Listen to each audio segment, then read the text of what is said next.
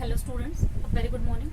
So students, in last class we have ended our chapter gravitation, and for today let's start the new chapter, that is elasticity. So in the next chapter it is also known as the mechanical properties of solid. So this kind of property we are observing in solid, liquid and gas all, but still here we are just going to study first for the solid, later we will study for liquid as well as for the gaseous system.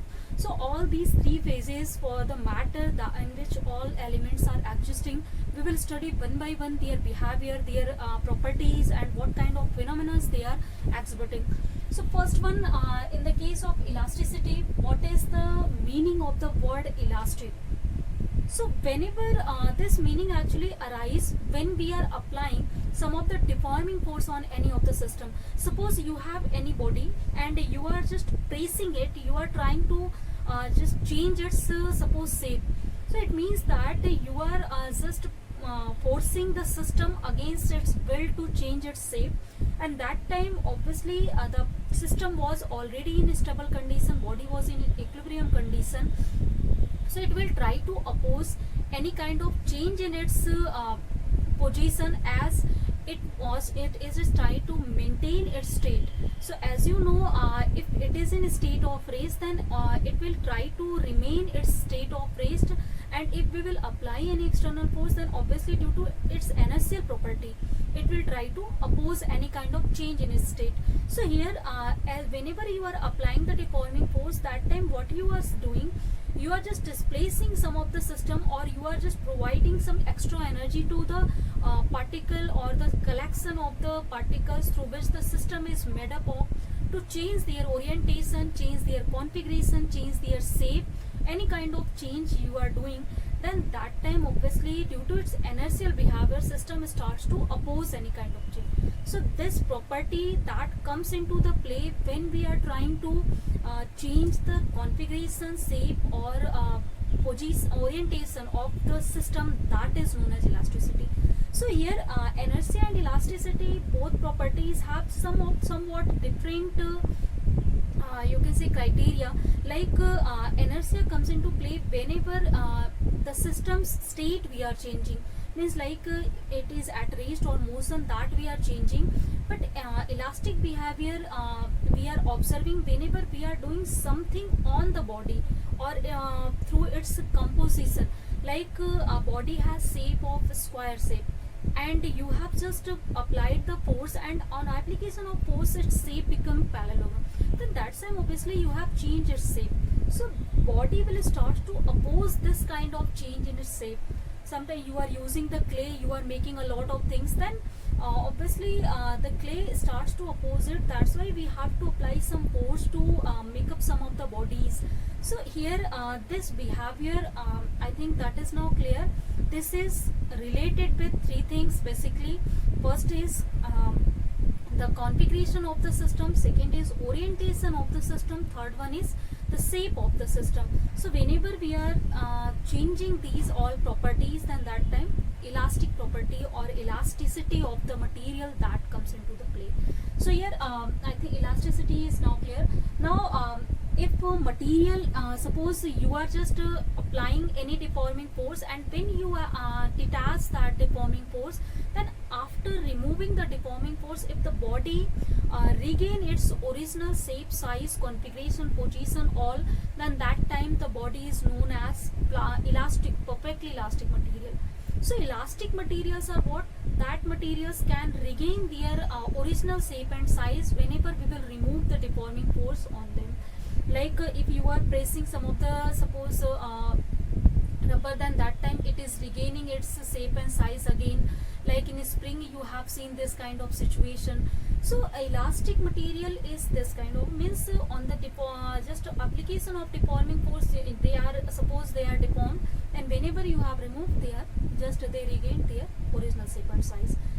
And now perfectly elastic, when they regain completely their original shape and size without any deformation in them, then that is known as perfectly elastic material.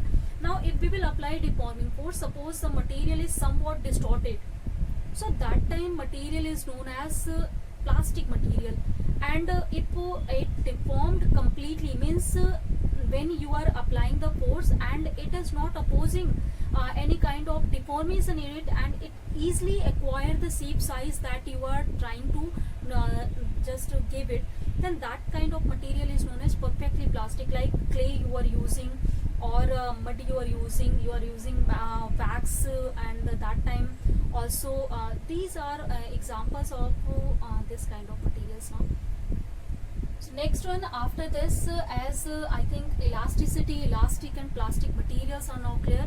So here, if in physics language you have to calculate, suppose this property means strength of elasticity, how can you give the idea which of the body is more elastic, which is more plastic, and where we can use it? For all these we need mathematical calculations, we need a formula here. So that formula we are providing by using some concepts. So let's study that concept first. The first concept that we have to study to understand elasticity, that is now strain.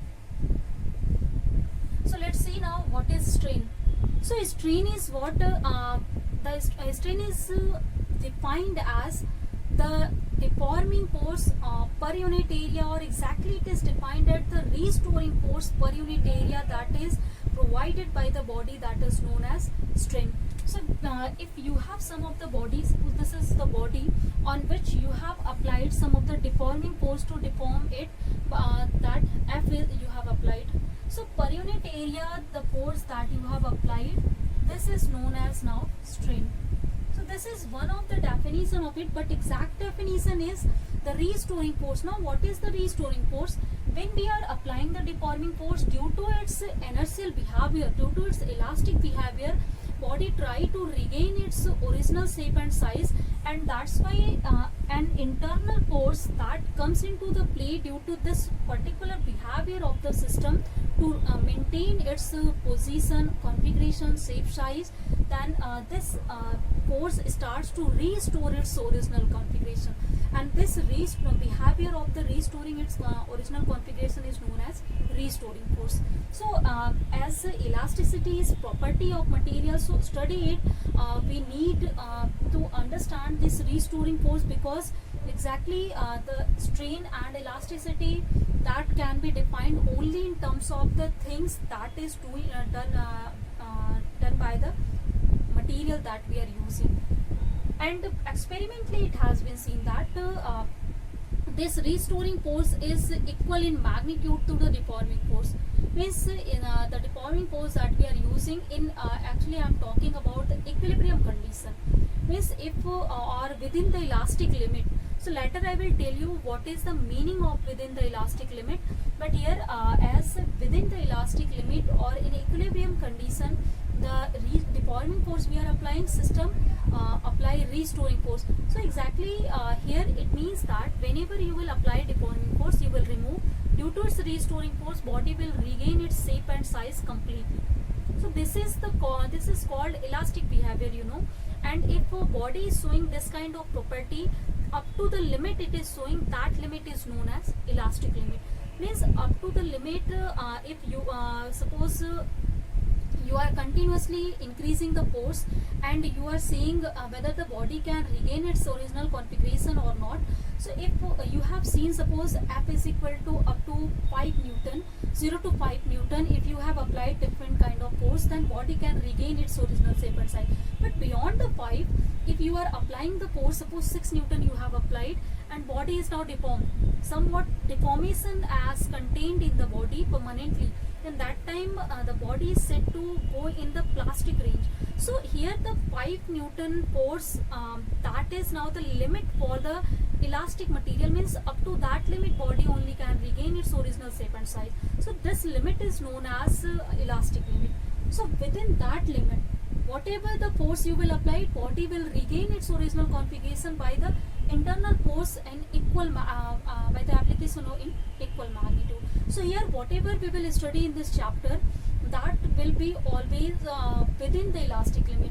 We are not going beyond the elastic limit, because that time the deformation that will contained in the system, that cannot be measured exactly. That is depending on the force that we are using. So that's why within elastic limit only we have studied. Whatever here I will define, that will all based on that concept. So this limitation is very important, that you have to first get it here. So next one, as I think you have understood what is the restoring force, what is deforming force. So this is now deforming force that we are using to deform the system. And this force that comes into the play due to elastic and inertial behavior, this is now called restoring force.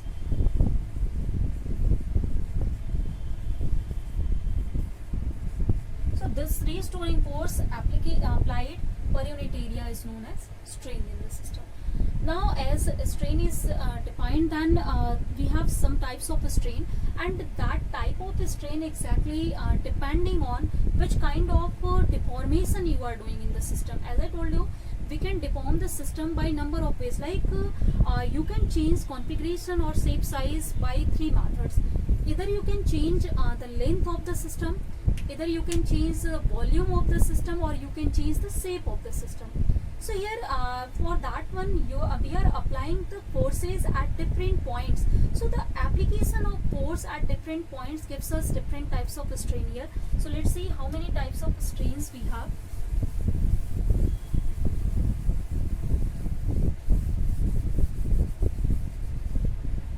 So in strain, the first type of strain you will see, this is now, let's classify it.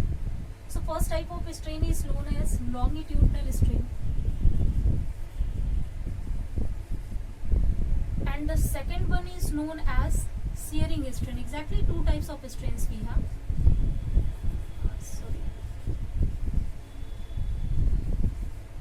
Shearing strain. And this type of strain, actually this is also classified in one type of strain, so that's why later I will write it. So here this is exactly normal strain we are seeing it. So let's start to discuss that. So after that I will tell you also what is the longitudinal strain. So first one, in strain we have 2 types. One is known as normal strain, second is known as shearing strain. Also we are calling it tangential strain. So normal strain is what? Whenever we are using force perpendicular to the plane of the body, then that time this kind of normal force per unit area is known as normal strain.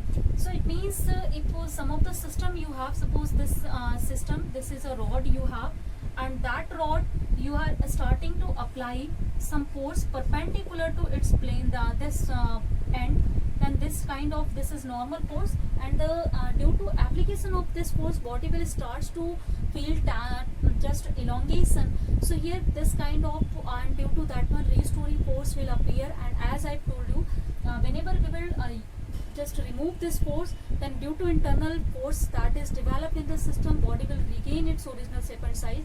Means now the normal restoring force per unit area is known as normal strain. So it is defined as in the same way, only the point of application is different here.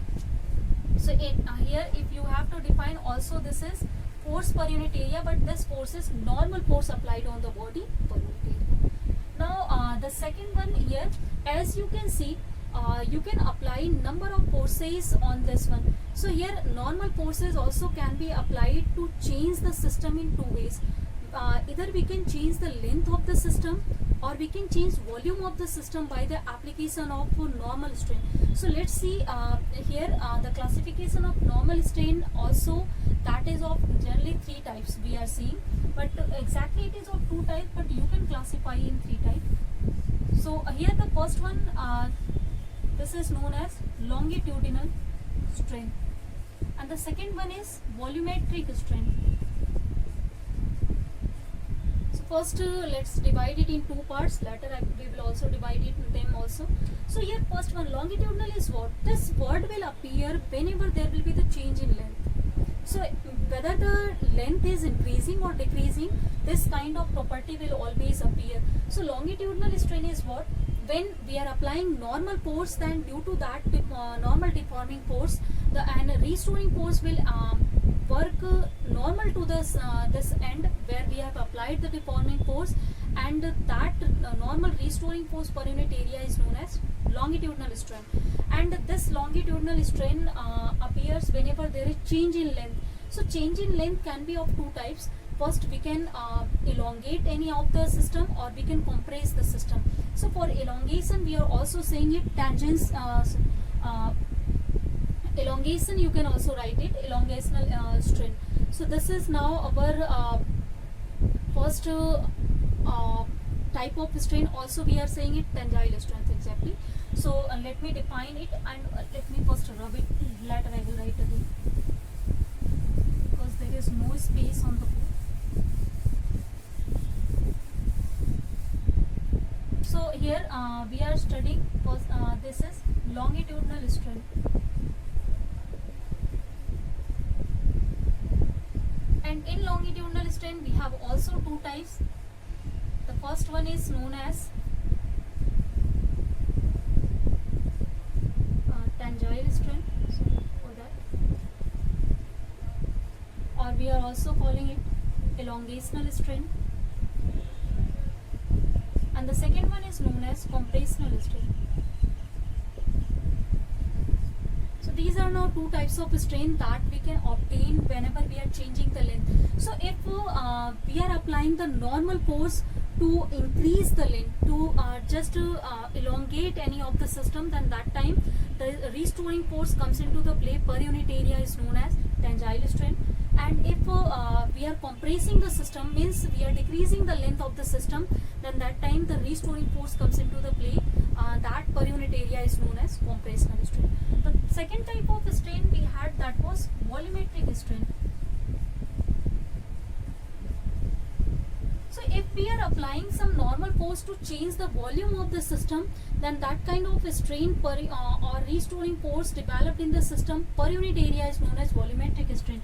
For example, suppose any sphere you have, and on this sphere if you are applying a normal deforming force, means a perpendicular number of perpendicular forces from all sides in uniform way you are applying on this one, and due to application of these forces, this body will starts to feel compression, and finally its volume will decrease in this way. So whenever its volume will decrease, then that time obviously we have changed the shape by the application of normal force, and whenever this deforming force will be removed, then that time restoring force that will also work in this outward direction in opposition of these forces, and that will be also normal to this surface. So that normal restoring force per unit area is known as volumetric strain. So here as volume is changed, then that's why volumetric strain comes into the play.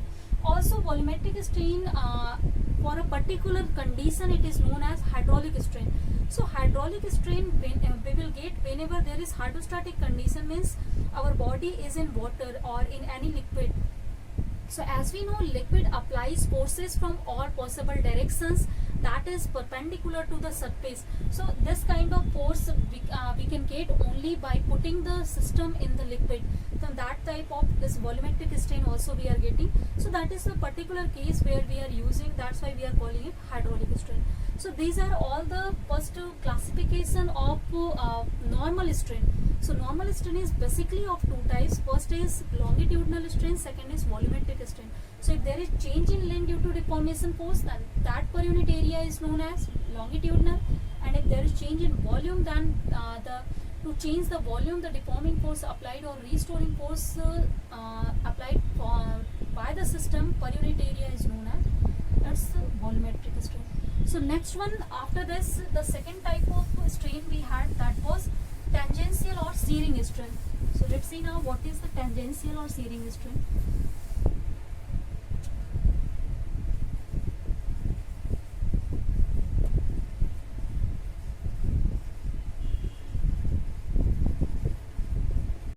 So here as the second type of a strain we have, that is tangential or shearing strain. So in the case of tangential or shearing strain, here we are applying the force to deform the body by its shape. So whenever we are using the force in such a way so that we can just deform its shape, then that is known as shearing strain or tangential strain.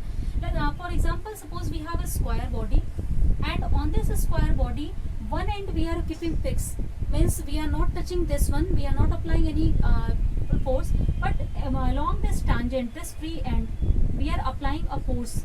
So due to application of this force, this particular side, this along this length, a longitudinal strain will work, and due to the work of longitudinal strain along this length, elongation or the change in shape size will occur, and due to that one, this body will deformed in such a way.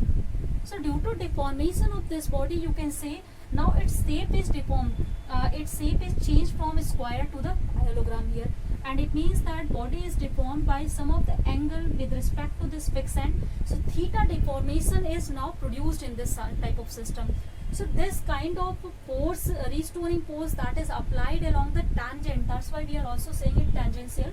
So as it applied along the tangent, and due to that the body is deformed by its shape, that's deforming force per unit area, or the restoring force that comes into the play whenever there is change in the shape of the body. That restoring force per unit area is known as shearing strain or the tangential strain. So this is now the type of strains that we had. Now our next topic here, that is stress. So to understand the elasticity, the next things we need here to understand, that is now the stress. So stress is now what? As we have applied the deforming force, and we have seen the body can have different types of deformation, like it can be deformed through its length or through volume or through its shape. So here the deformation that is produced in the body, how much it is deformed, how can we understand? So here this term stress, exactly that is telling us information about the extent of deformation in the body. So it means that it is measure of the deformation. Now we are just defining this term stress by changing configuration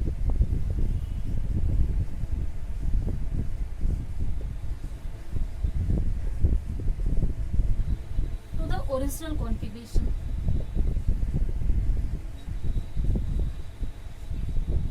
So as you know, in configuration change we can have three types, again length, volume and shape. So these all things it contained already in one formula. So here stress is defined as simple, how much the configuration is changed with respect to its original configuration if we have applied the deforming force. So if we will see, because of the configuration that is three types, we can have three types of stress also. Like whenever the length is changed, then the change in length per unit length, that is known as longitudinal stress. The second one, the change in volume can occur on the application of deforming force. So change in volume per unit original volume is known as its volumetric stress. And the third one here, the change in shape upon original shape, that is known as shearing stress. So we have three types of stress also. The first one was longitudinal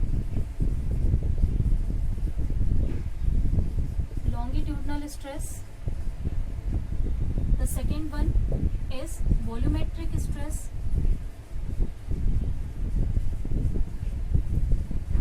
The third one is now shearing.